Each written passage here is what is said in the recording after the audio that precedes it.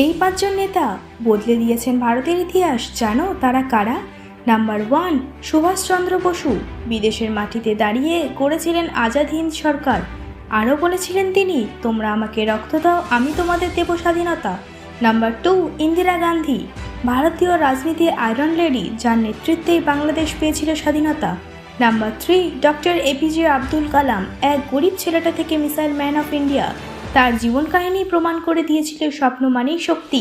Number 4, Narendra Modi. চা বিক্রেতা থেকে বিশ্বের অন্যতম শক্তিশালী নেতা, যাকে দেখে অনুপ্রেরণা পায় কোটি কোটি মানুষ। শোনার আগে চ্যানেলটা সাবস্ক্রাইব করে বেল আইকন প্রেস করতে ভুলো না।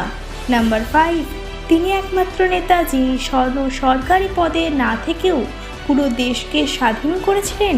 নামটা জেনে থাকলে কমেন্টে এক্ষুনি লিখুন।